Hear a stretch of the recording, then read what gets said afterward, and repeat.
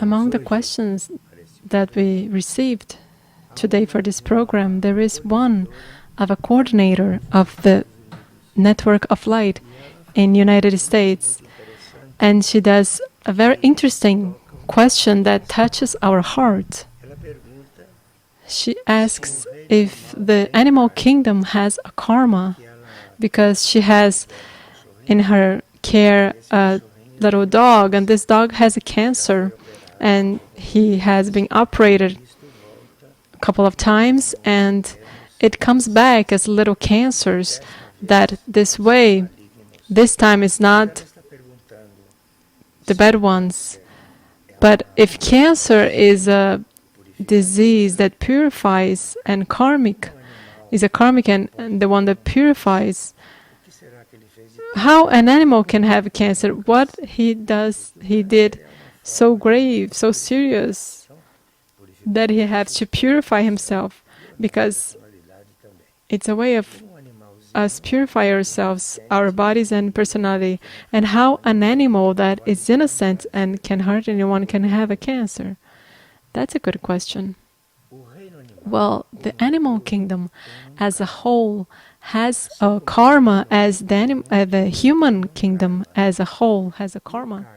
And the karma of the animal kingdom is divided among all animals that exist proportionally, right? According to the necessity of each one to be purified. And the karma of the human kingdom is also shared by all human beings proportionally. And besides that, if an animal already incarnates, if the animal has a beginning of soul and starts to reincarnate, so it has their own karma, and we don't know if this dog is a reincarnation of someone else.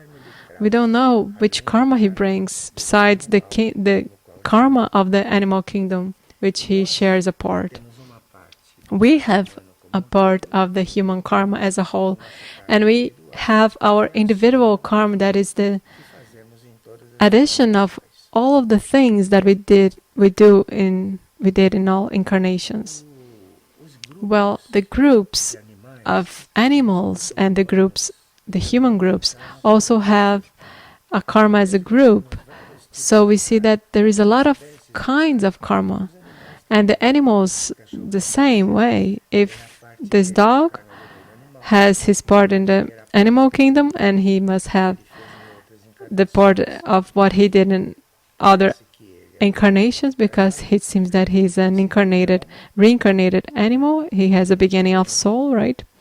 And also the karma as a group, because there is types of dogs, races of dogs, and there's a karma of race. So the little dog has a karma of the animal kingdom, has the karma of his race, and the karma of himself individually.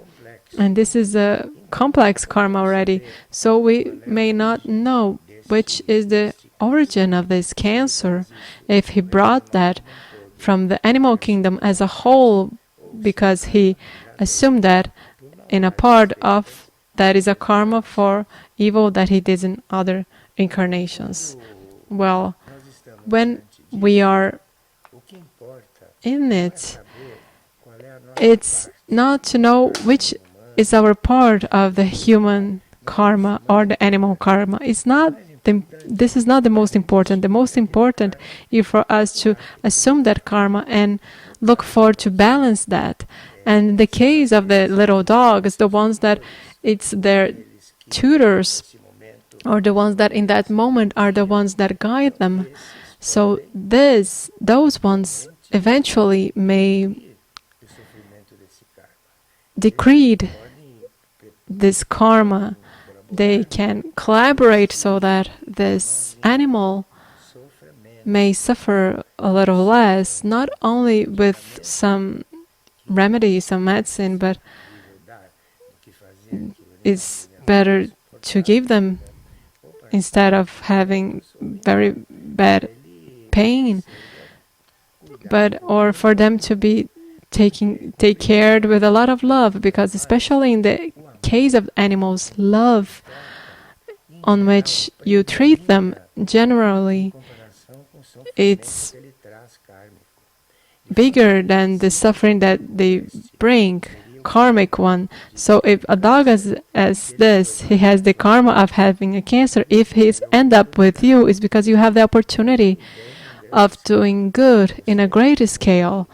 You with him, and you may alleviate that a lot. And you know that in the animal kingdom, especially in the group of the dogs, love reaches, ends up to overcome each pain.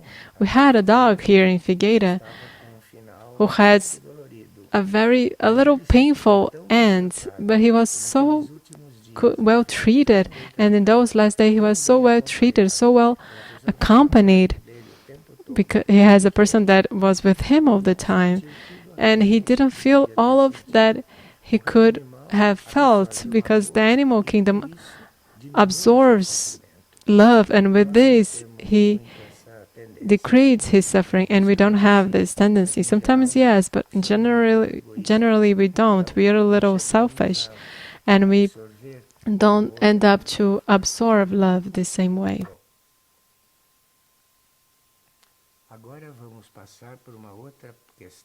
Now we go into another subject that people ask. Is there speculation that this individual that calls himself Ashtar Sheran is an impostor? Listen, if an individual calls himself Ashtar Sheran, you don't even deal with that. How a person can call himself Ashtar Sheran? Ashtar Sheran is the Archangel Michael dealing with a rescue operation. Ashtar Sheran is the name that the Michael, the Archangel, uses to be one of the leaders of the rescue operation, because as the Archangel Michael, he has a religious aspect, the ones that everyone knows of the archangels, and it wouldn't be very natural for the human beings, an archangel that is in a immaterial level, very evolved. It's have to be dealing with a rescue operation with ships, spaceships and all. And the Archangel Michael calls himself Ashtar Sheran for the effects of his work in the rescue operation. This is explained in the book Signs of Contact, in a way that if an individual calls himself Ashtar Sheran, is the one that you cannot bother yourself much. You let them use this name because he has no conscience of what he's doing.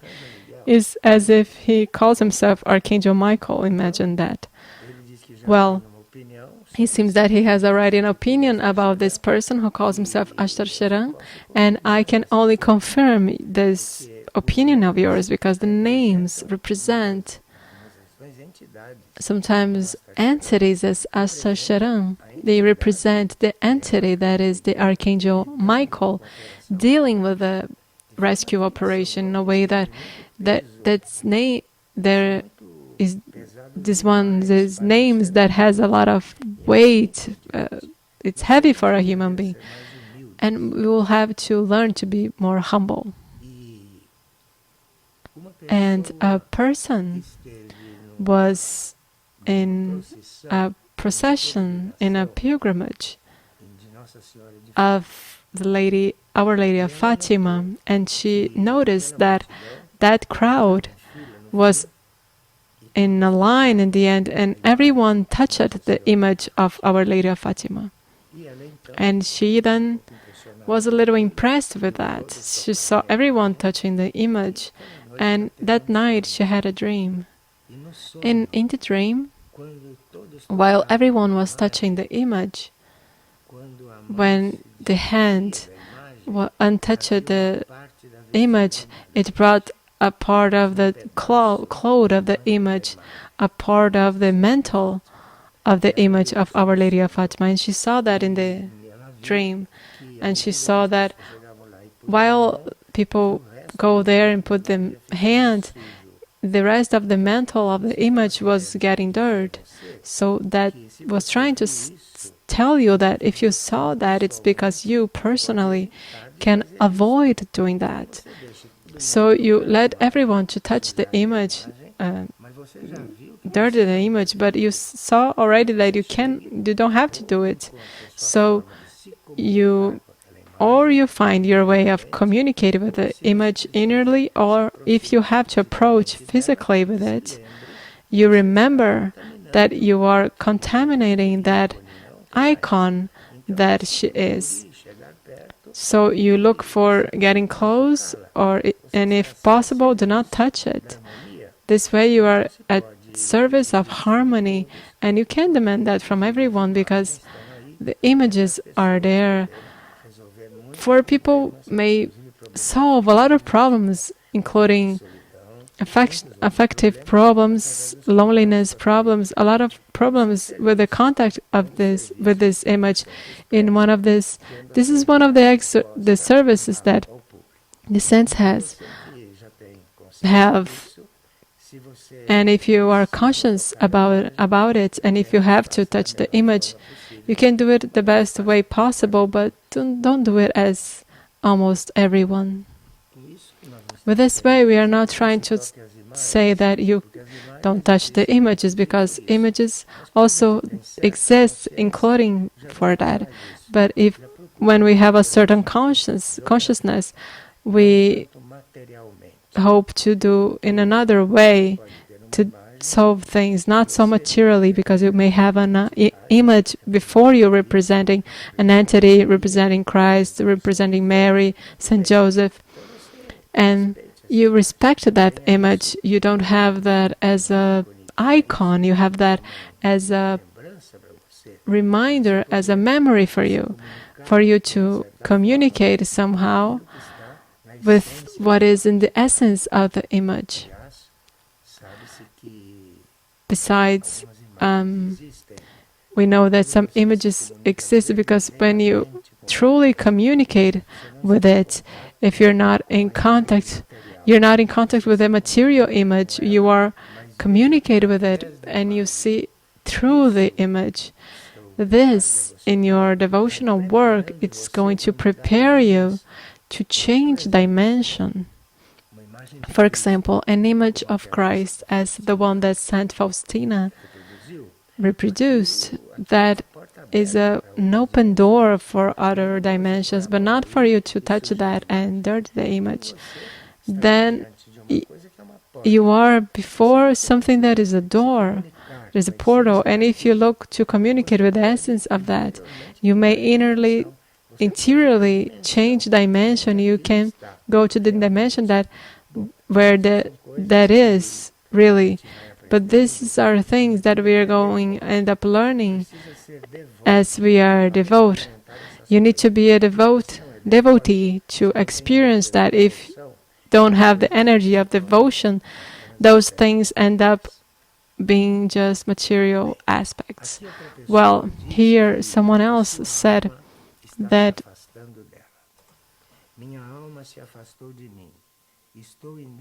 my soul is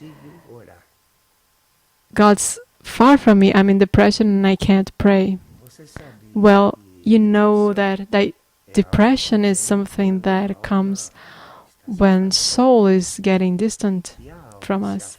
And soul gets far because when the soul can't do what they had to do in that incarnation. So the depressed person is because they are not doing what the soul came here to do.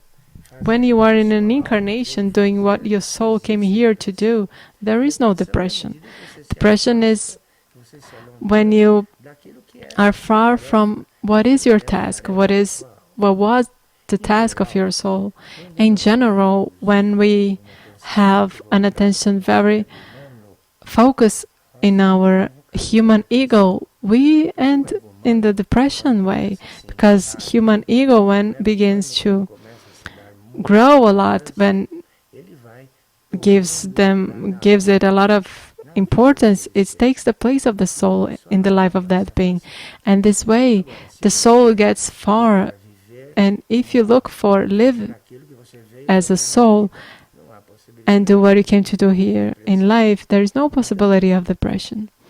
So if you are feeling that your soul is getting far, it's because you're not fulfilling that commitment, that your soul ends up purpose itself to fulfill in that incarnation. And he asks if he deincarnating, if he's not going to be free from that feeling. Everything that you feel here, you gonna feel in the other side, because when we disincarnate, we're not going directly to the seventh heaven, the seventh dimension, to the paradise as we call. When we disincarnate, we enter in the astral plane, and there in the astral plane, he's going to have the same sensations that he has here, in the way that if you feel depressed here, in the astral plane, you're going to feel even more depressed, because in the astral plane, those feelings, those sensations are increased. They weigh much more. So the remedy for depression is you ask to your inner being, most inner being, what do you have to do that you're not doing? You have to ask your inner being what he came here to do, that you are available to be as he wants, and then souls end up coming back. This is something that you work in the consciousness and not with remedies, not with these things. And someone says that he has premonitorious dreams, premonition dreams, and that constantly, lately, these premonitions have been increased. And he wants to know why he is having this sort of dream, this kind of dream. A premonition's dream is the one that starts to announce to you something that is going to happen. So it's very useful to have premonitions dreams, because you're going to prepare yourself to something that is on the way. You observe your premonitions dreams, you write it down, and you try to solve things that it is going to happen. Because who has premonitions dreams is very helped, but really helped, because he is advised of something that is about to happen. He is advised of something that is programmed, and he may prepare himself, and because he prepared himself. So I would like to know about the actual situation of transition, if it is something about to happen, or it was an anxiety of himself. You have a premonitions dream, and you have the idea that you can have to prepare for the transition of the planet. It's two positive things. To prepare yourself for the transition of the planet is the role of everyone, all of us, because the transition comes. We have to be prepared. We have to live accordingly, collaborating with the transition of the earth. But it seems to me that if you could find 4 books that we edited, that we published some time ago, one it's Erx, Porta do Cosmos, Inner Contact, and Time of the Rescue. These books prepares us to the transition of the earth, and for us to be available to each movement and each contact with other levels of consciousness that might happen. Because during the transition of the planet, of the earth, some of the most different things that might happen that usually do not happen during the transition of the earth. In those moments, very crucial of the transition, we might have the opportunity of the experience of living a lot of levels to end up getting used to that, because there the time is adjusting in the inner planes. So in the moments of transition, we might have the possibility of another time. This will be very important. So you're being prepared to all of that. If you read these 4 books, you're going to find there your task.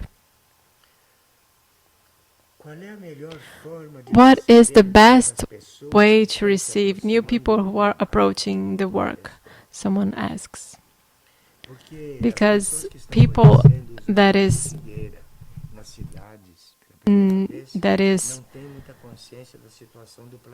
getting to know the work, they don't have much the idea of what's happening in the planet. See, it's very prudent for you to, when you receive someone, you do not be with the intention of teach something, but you be with the intention of learn something with him, with her. Someone who comes and who don't know Figueira, who doesn't know the work, you, before worry of teaching her something, you try to learn something with her, learn how it is a person who doesn't know the work, for example. This way you put yourself in a position of humility, and this opens up the relationship with you, among you, because the soul in the other sees that you're not imposing yourself, or that you are there proposing an image that of someone who is in a spiritual center, but that you are there to receive someone, to welcome people. Then you'll be very humble and learning with each one who comes. And if you really touch this point of relationship, you'll end up receiving her very well and receive her as she needs to be received. In these cases, actually in most cases, especially from now on, how less we put ourselves in those positions of professor, of teacher, is better. Better it is, because we have a lot to learn, and this operation, the rescue operation, will be a great opportunity for us to learn some things that we never knew. So put yourself very humble before everything and learn. Learn with the rescue operation and with someone who comes, because this way everything will work out. And if we can comment a message of Mary where she asks the spiritual adoption of a child of the Middle East in our prayers. Well, here is clear. We know how the situation in the Middle East is. We know that the situation of the children is very special in that moment, because children have been through very rough proofs.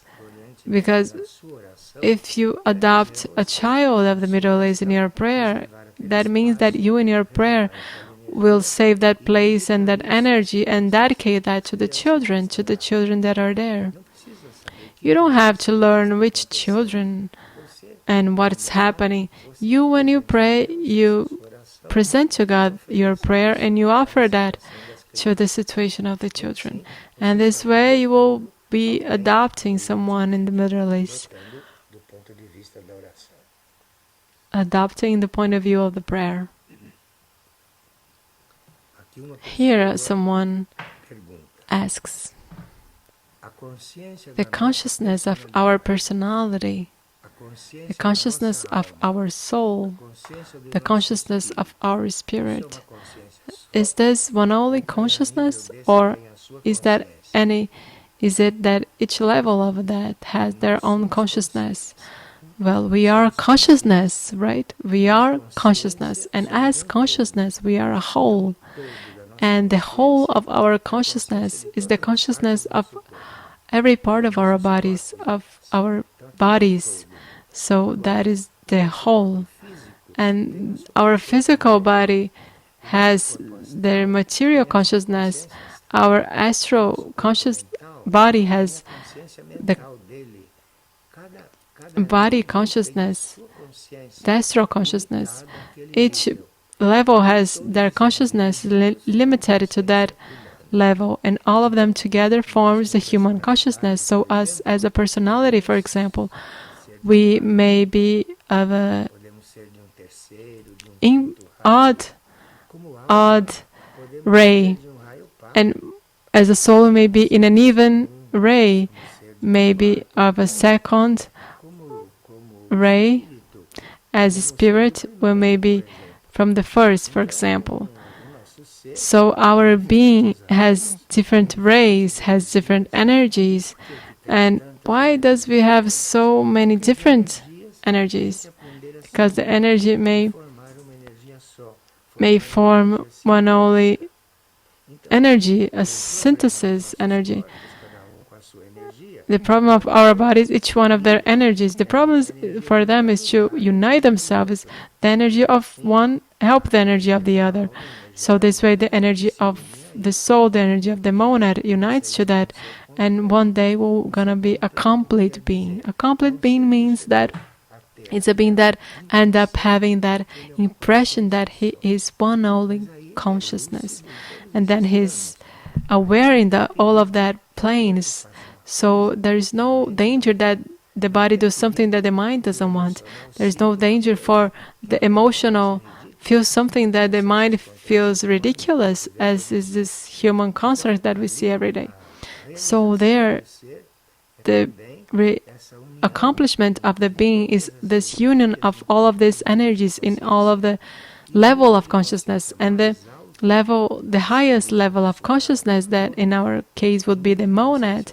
The higher level of consciousness at some point starts to radiate some energy that ends up helping everything that comes beneath to unite themselves. So with the awake monad is going to awaken the soul, and the soul awake start to awake the mind, and with the awake mind, the emotional and the physical is getting aligned. This process of the life, this is the evolutive process. Evolution is not for you to buy a car, buy a house, 10 apartments. This is not evolution. You put a golden teeth. This is not evolution. Evolution is for you to have your consciousness working to unite, get united, to be one only thing. And there you will be an instrument as a consciousness to higher processes, because there you have another nucleus beyond, that is the avatar regent, that needs all of this nucleus united for it to be accomplished. And if a soul can be awake and their monad, no, it's on the contrary. If a soul cannot awake, the monad is not awake. The awakening begins from the top to the bottom, and according to the life that you live in the bottom, you start to getting harmonized with this, and you go up easily, faster. So it's the monad that wakes up, and then comes the awakening of the soul, awakening of the mind, and then the evolutive man starts to taking consciousness of oneself. Someone says that feels a very deep pain, sorrow that doesn't belong to him, that he feels that it's not my being that it's suffering, but there is the planet, that is the earth, and many things that suffer in him.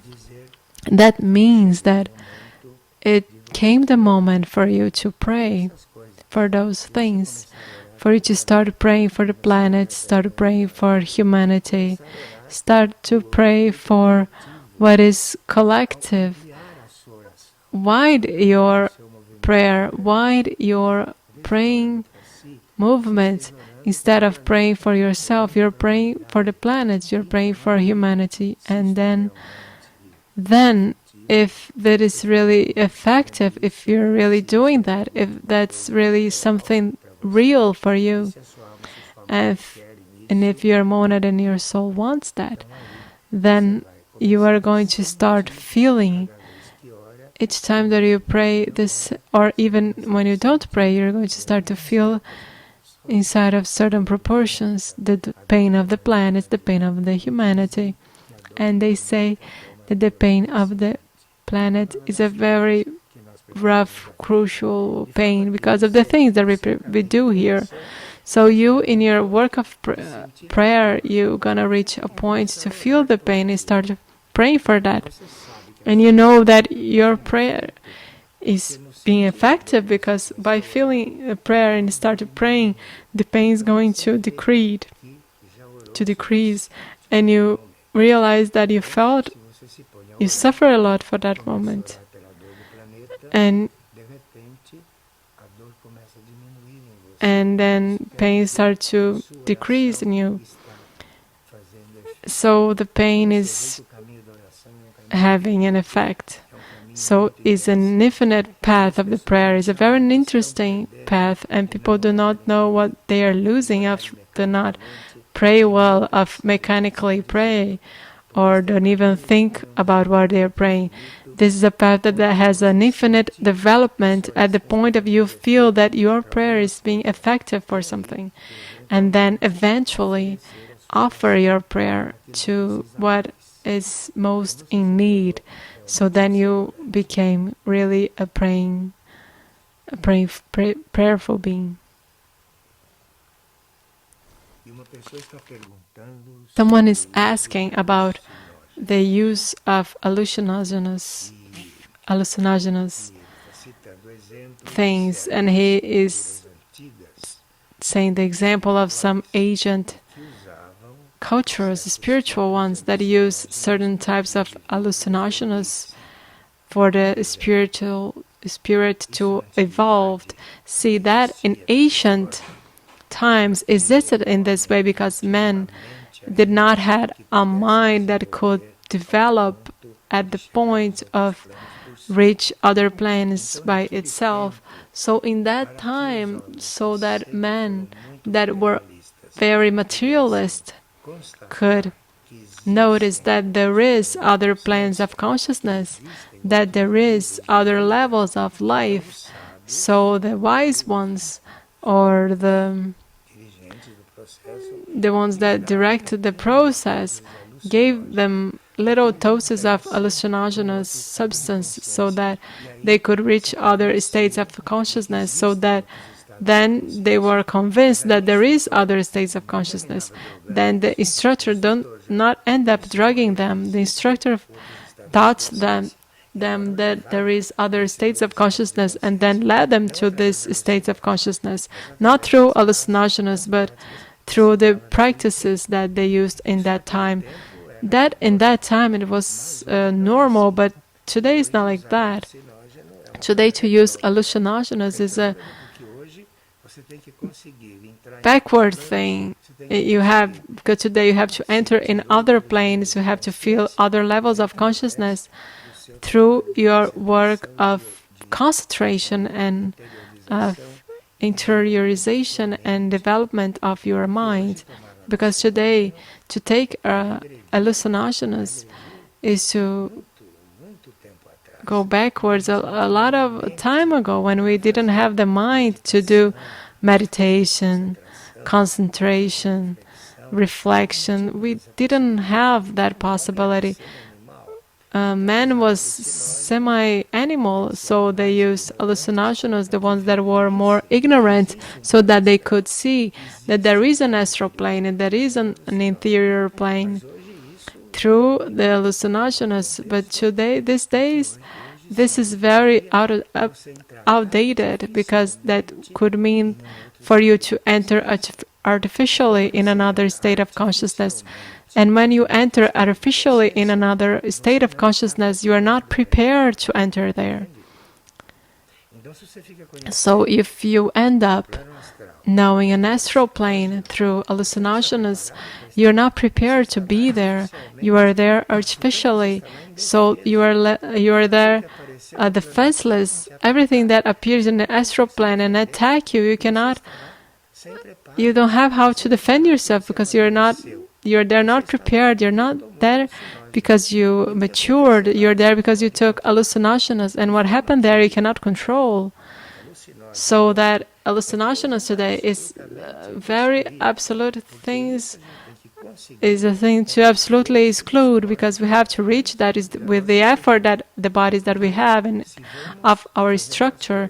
Because if you end up doing things according to our development, at the point that you take a step, we end up learning to deal with the things of that step. So you're going to mature yourself, and when you find in the astral plane to do some work, you're going to know how to move yourself very well. You're not there led by an hallucinogenist. You're there because you're prepared. You're prepared to be there.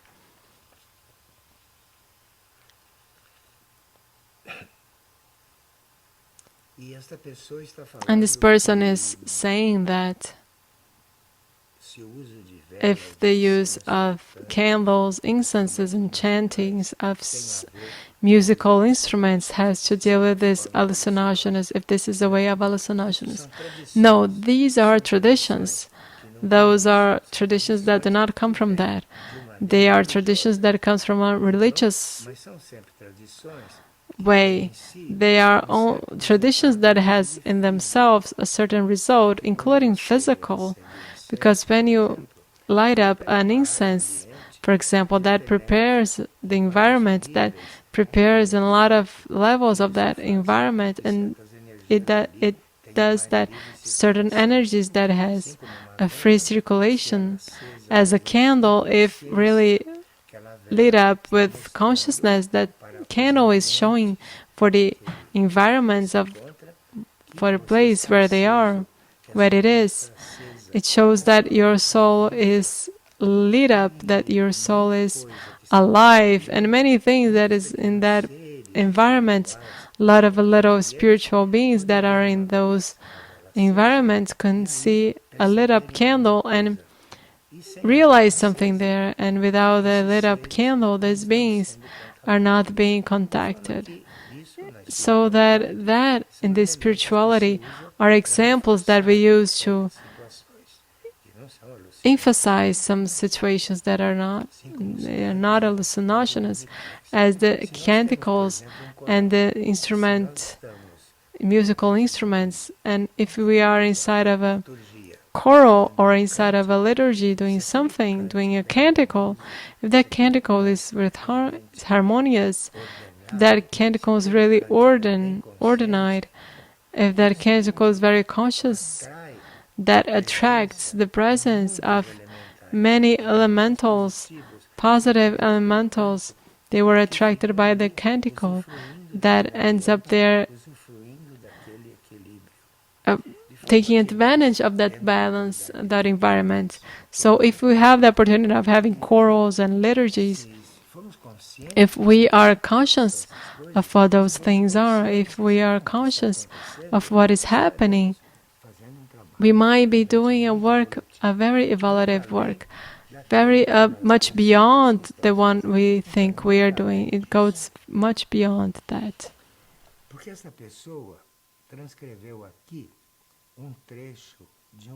Because this person here wrote a part of a text of a Benedictine monk, you know that the Saint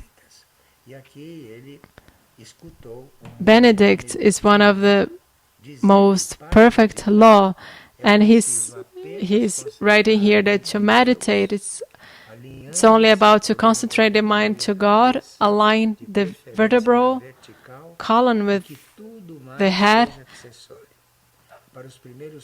mainly in the vertical way, and everything is accessory. For the Christians, the altar was their own desert. Nowadays, the role of Saint Benedict is very strong. For a Benedictine monk, as they end a priest in the desert, because they didn't have an image, they didn't have anything in the desert, so the desert were their own altar, the desert. This way we should be, but we are not prepared for that, and we need so much help, so much concrete help, and we hope that all of that may help us to someday reach a higher reality. And here another person is asking, Christ asks us to be joyful. He has been saying that in his transmissions. He asks for us joy. But in another transmission, through Friar Elias, he felt, we could feel in Christ a grave sadness in his words, in the long pauses and in the silences. And hearing that, he felt that sadness even in his blood. When Christ was talking about the pain of the world, the pain that humanity causes to God, and that Fray Elias was transmitting very well, here, so it is true that we have to be joyful, as it is truth that we might recognize the sadness there is this humanity, that is this human life, is all of these that we have surrounding us. One thing do not throws away the other. We have to notice this reality that Christ showed you. In that transmission, we have to unite this to their inner joy of being collaborating with something, of being what you really are. Something does not exclude the other. Christ is something that lives in the joy of everything that is Christic, but at the same time, He transmits you the sadness. He transmits you the situation that He recognizes in everything that we see. So one thing that does not exclude the other. We have to learn to see something and to see the other. Because in the time of joy, we have to feel joy, because joy is life. So we have to feel joy. But in the time of praying, the time of to take care and to serve, we have to feel what is happening there. One thing does not exclude the other. We are very personal, we are very selfish in a way that we cannot comprehend how Christ says, be joyful, be joy, and He appears sad. We cannot understand that because we are very selfish. We cannot reach a state where those things are possible.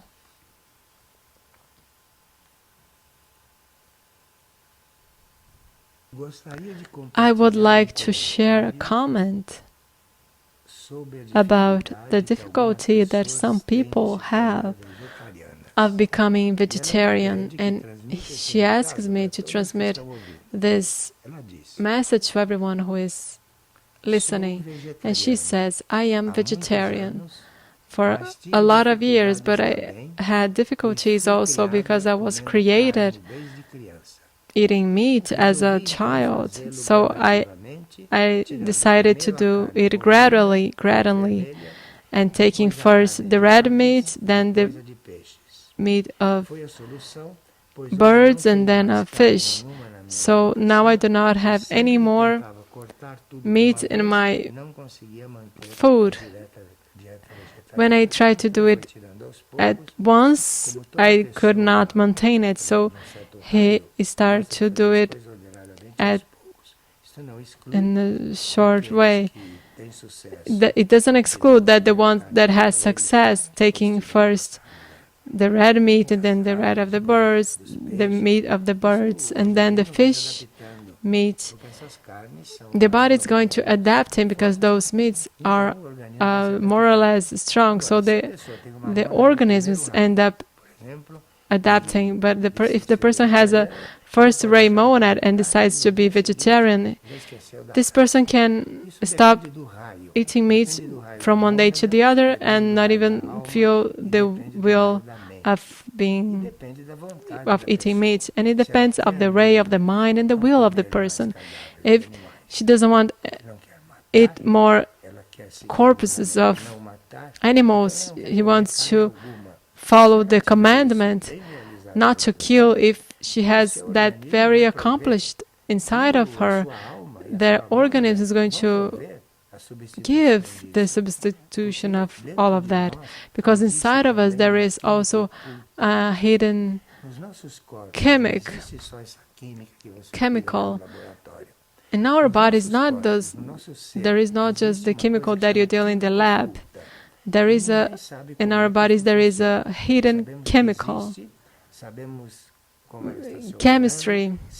We know that we feel that there is a hidden balance inside of us, but we do not know how it feels. This hidden chemistry is the result of the influence of our superior nucleus and our inferior nucleus.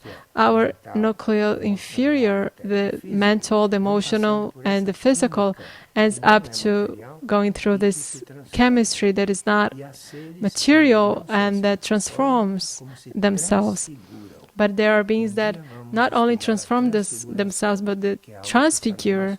We are going to someday study the transfiguration that is in our path to know how it is. And here, a person wants to send a message because she was in a marathon where there was 8 people gathered, and that marathon of prayer, everything was fine, and that sometime at a certain point, someone wanted to put a music in the background, and everyone had worked in a silence, and someone had that attitude, and this person wants to observe everyone, to observe more the state of everyone when they pray and do the marathons, to observe the general state of people and to respect that, because there are people who do correctly the prayer and enter in a certain state of silence. And of course, that noise all around is going to be in the way. So we have to have love in the consciousness. Love in the consciousness is not for you to do what you want to do, what you think you have to do. Love in the consciousness is for you to have love for what the other needs. So when you have love in your consciousness, you do what the other needs and you adapt, and not to obligate the other to do what you think. You obligate the other to do what you think it is. This is lack of love in the consciousness. In the work of prayers, we see a lot of that. In the work of prayers, people do not usually perceive that there is a person that is praying, and that each noise, each movement may not help them to be more retreated. We're going to reach that someday. Before the transition, I think we're going to reach that. We have hope and faith. Well, how is that us, common human beings, may contribute in an effective way to the promotion of peace in this chaotic world? You have to do peace inside you. If you work for peace, if you want peace, if you want to be an instrument of peace, you do not you start doing peace inside you, because if a being really enters in peace, you start to radiate peace, and the radiation of peace is what is going to do a real peace in the environment and in the others, not when you just talk about peace, and there is no peace there. So you first have to be in peace, and then that goes to spreading, and ends up influencing the others. And if we could say something about Zen Buddhism, about Buddhism, Taoism, and Zen. Well, I'm not going to say specifically what is each one of these things, because we are living a time of synthesis, and it's not the case of looking behind and definiting things that were already behind, because really Zen Buddhism, Taoism, Zen Christianism, all of that is one only impulse. The universe gave an impulse because this earth needed to be rescued of what it was. So universe gave an impulse. So all of these beliefs were uprising, all of these religions, as time goes by, because Buddhism arises this way. these impulses end up in Buddhism, because Buddhism was needed in that time, in that place with those people. The same impulse gave what came next. It's the same impulse. This impulse is the same. It is the forms that vary. So, in a way that I couldn't say that I'm Buddhism, that I'm Taoist. I'm nothing.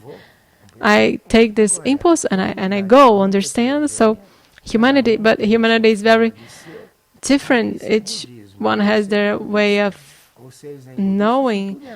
But being a Taoism, a Buddhist, this is all the same before the cosmos. This is only the part of the same impulse. Even Christianism is the part of the same impulse.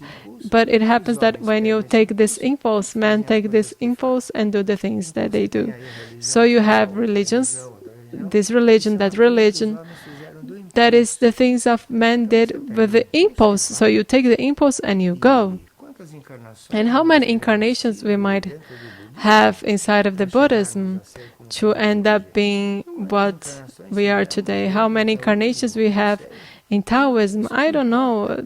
It doesn't matter, because it's the same impulse. The impulse that led to Taoism and Buddhism, what led to Christianism, is the same. It's the same impulse that is given in a different ways. And we who are very rational minds, very separative minds, do not realize that that all of that is the same. And if that came from the highest, when it came from the high, and it was manifested here according to our necessity. Today, the need of someone who is hearing this, maybe the need of all of this group is not. Maybe it's not a necessity of Buddhism. Maybe it's another need, because we had maybe solved a lot of things inside of the Buddhism, because the impulse is the same. These names are different and these forms are different because we go through different moments, but all of these are the same impulse. And here they are doing some question, because as they could not just do at this point according to a virus that is growing. And as the news are saying that each one may get, that there are places that had more tendencies or less tendency.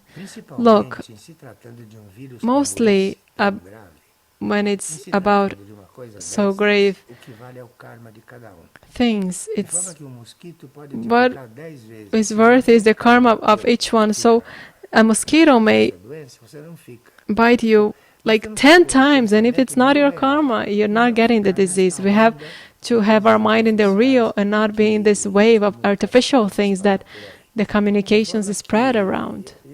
So I don't know if I was already bitten by this mosquito. I did not felt any bite, and if it bitten me, it was not my karma to be with this disease. It was not my karma. So it's only for us to follow the spiritual law and look things of the earth here as an environment of work, as an environment of service. So this virus that I do not want to say the name here, all of you know which one is. This virus is there, is out there, and if it's your karma, you're going to have that disease. And if it's not, it might even bite you and you don't get anything. Be with the reality and not with the illusion of the world. And here, there's a phrase that would like to put to end. Because someone is needing a lot of it. Little or nothing we know about what really goes by. It's prudent not to deal with negative subjects, especially in these times. And know that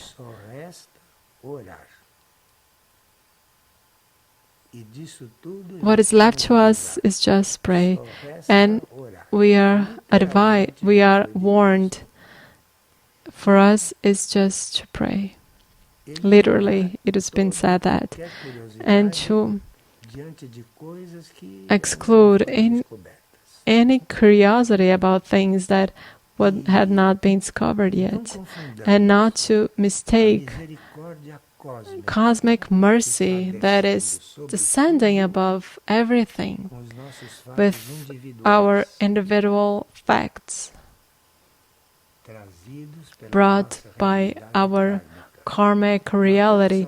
One thing is our individual facts brought by karmic reality. Other is the cosmic mercy, and the cosmic mercy is descending above everything as we see. Only the fact of the planet do not have been over yet is the most proof of the cosmic mercy. Humanity not being poisoned with everything, what they eat, what they do, what they... Only the fact of they go on is the fact that the cosmic mercy is present. You have no doubt about it. Only don't see only who doesn't want to see it. Because 2,000 years ago, that would be menaced to disappear 2,000 years ago. And cosmic mercy decided to descend. And that's why we are here now. So we should be very connected to the cosmic mercy, and we do not have to have doubts that each one of us is going to fulfill what they have to fulfill.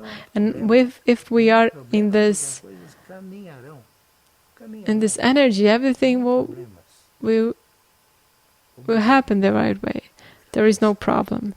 Thank you for the attention.